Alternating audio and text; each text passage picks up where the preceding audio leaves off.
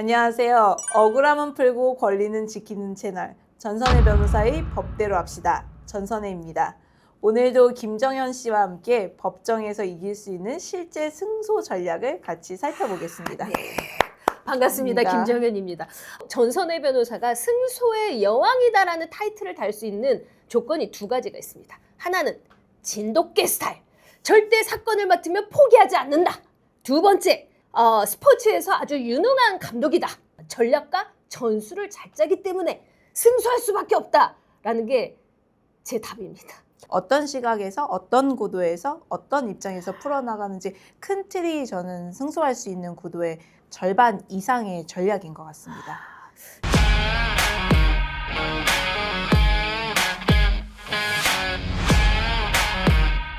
그런 의미에서 오늘 진짜 또 어떤 사건일지 무척 궁금하거든요.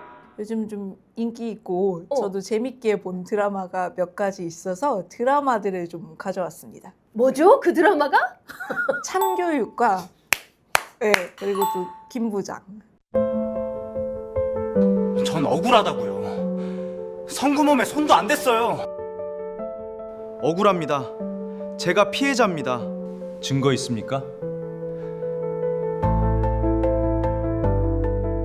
전 너무 억울합니다. 치우자 악마는 제 아이디와 명의를 도용해서 중고거래 사기 등 각종 사기를 쳤고 오케이. 온라인 쇼핑, 배달 음식 등 수백만 원이 넘는 돈을 제 명의로 결제하며 제 삶을 지옥으로 만들었습니다. 참다 못한 제가 선생님께 도움을 청하자 어이없게도 절 학교폭력으로 신고하였습니다. 장성구 학생이 이치우 학생에 대한 거짓 소문을 퍼뜨리고 가해자 낙인을 찍었습니다. 아닙니다. 치우가 제 아이디를 도용해서 다 한 짓이라고요. 묻는 말에만 대답하세요. 죄송합니다. 제가 교육을 잘못 시킨 죄입니다. 용서해 주세요. 엄마, 이건 네. 진짜 저도 굉장히 관심이 있거든요. 네. 제 아이가 초등학교 6학년이라 저도 아이 키우면서 항상 두려운 게 학교 폭력에 연루될까 봐. 네. 사실 진짜 대부분의 사건에서 가해자가 가해자, 피해자가 피해자가 안 되는 구도가 정말 많이 있습니다. 어떤 경우에 이렇게 되는 걸까요? 학생들 답답해. 사이에 쓰기가 좀 굉장히 화나는 용어일 수도 있는데 네. 부모님들 사이 네. 혹은 뭐 변호사들 사이에서 대응법으로 맞학폭이라는 말이 나오기도 하거든요. 서로 폭력으로 고소를 고소해라. 한다. 예. 그러면 그냥 맞학폭 맞고소? 고소해라. 라고 하는 상황이 정말 많이 조언이 되고 네. 실제 그렇게 이루어지는 사안이 정말 많이 있습니다. 학교 폭력 과연 무엇을 어디까지 학교 폭력으로 봐야 될 것인가 이것도 참 굉장히 혼란스럽거든요. 그 학교 폭력 정의에 보면은 네. 당연히 신체적 폭력도 폭력이고 언어적 폭력이 있는 경우도 폭력에 해당하고 사이버로 이제 SNS나 인터넷으로 하는 폭력 뭐 따돌림도 폭력에 해당하고 네. 단체적으로 따돌림이 있는 왕따, 사건들도 네, 집단 학폭에 따돌림. 해당합니다. 근데 이게 문제는 증거가 또. 네. 근데 네. 애들이 증거가 뭔지도 모르고 그렇죠. 이거 어떻게 해야 되는 걸까요? 그 사실 학교에는 안전 목적 때문에 CCTV가 있는 곳이 있지만 굉장히 제한적입니다. 그 교실에는 사생활이나 개인정보나 또 교권 문제 때문에 CCTV가 다 이제 있는 장소는 아니기 때문에 네. 객관적인 증거에 대해서 뭐 어른들 사건처럼 녹음이나 CCTV를 확보하기는 굉장히 어렵죠. 어렵고요. 그랬을 때 아이들이 이제 육하 원칙에 따라서 정확히 기억하는 거 그리고 그 해당 내용에 대해서 그때 선생님하고 담임 선생님이든 선생님하고 이제 이런 내용을 상담한 거 또는 그런 내용에 대해서 본인 친한 친구들하고 상담하거나 대화한 내용들이 증거가 될 수 있고요. 목격한 학생이 있다고 하면은 초기에 좀 목격자의 진술을 확보하는 게 중요하고 근데 오히려 맞학폭 같은 사건들에서는 각자 친한 친구를 대동시켜서 또 진술을 시키는 경우도 굉장히 많이 있어요. 그래서 그럴 때 피해자가 객관적으로 그때그때 증거를 모아두지 않으면 내가 일방적으로 당한 피해자고 상대가 가해자였다라는 구도를 만들기가 쉽지 않은 경우도 굉장히 많이 있습니다.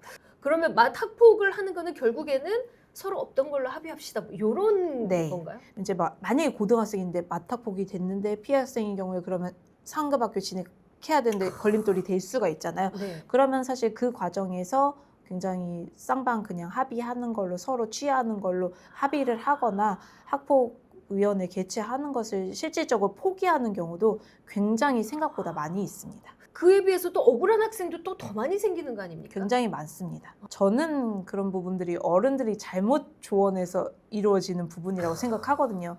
이제 잘못을 사과할 수 있는 기회를 원천적으로 차단하는 거라고 생각합니다. 집에서 교육을 어떻게 시켰길래 자식이 그 모양입니까? 우리의 상태 좀 보세요. 오빠, 나 정말 잘못한 거 없어. 쟤네 패거리들이 계속 괴롭혔다고. 나 참고 또 참다가 대든 것 뿐이야. 김민지, 아빠 나 못 믿어? 죄송합니다. 아이를 혼자 키우다 보니 부족한 점이 많습니다. 같은 딸 키우는 마음을 헤아려 주시고 부디 용서를 부탁드립니다. 사과는 받은 것 같아. 전학시키는 거 정도로 넘어갑시다. 아빠! 일만 하면 됐어.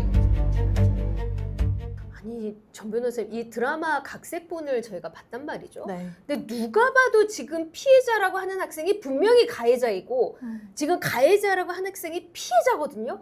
해결 방법 없어요? 너무 억울하잖아요.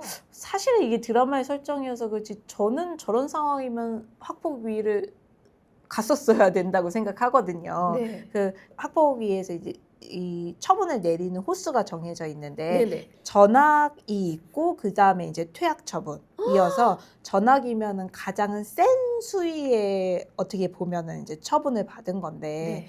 그 앞뒤의 상황을 보면은 실질적인 피해자였기 때문에 사실은 학폭위를 갔으면 전학보다 훨씬 낮은 수위의 처분을 받을 수 있는 사안입니다. 네. 우리가 지금 드라마 각색된 네. 이 상황이었다. 그러면 네. 법적으로 어떻게 해야 될까요? 법적으로는 본인이 그동안 괴롭힘 당했다라는 증거가 필요합니다. 예를 근데 들면 진단서라든지 그때 맞았을 때의 본인 신체를 촬영한 사진이라고 할지 아니면 그거를 목격한 목격 학생의 진술이라고 할지 아니면 그거에 대해서 본인이 친구가 목격을 하지 못했다고 하더라도 본인이 그 내용을 상담하고 고민했던 대화를 친구랑 한 대화 자료 뭐 카카오톡이라도 좋고 아니면 그걸 이제 본인의 담임 선생님 또는 부모님과 상의했던 거라고 할지 그런 객관적인 자료들이 필요합니다. 네. 고학년은 또 모을 수 있지만 저학년, 초등학생 같은 경우는 이런 자료를 모으기가 또 쉽지가 않잖아요. 예, 맞습니다. 초등학교 특히 저학년 친구들의 경우에는 굉장히 아이들 진술도 육하 원칙에 따라서도 왔다 갔다 할 수 있고 힘들기 때문에 그때그때 뭔가 일이 생겼을 때 부모님이 뭐 담임 선생님과 상담했던 자료라고 할지 아니면 아이가 그때그때 얘기한 걸 좀 부모님께서 메모를 해놓으신다고 할지 이런 부분들이 필요합니다. 그러니까 이런 사건이 생기면 학생이 나는 피해자다라고 해서 본인 스스로가 신고를 해야 되는 거예요?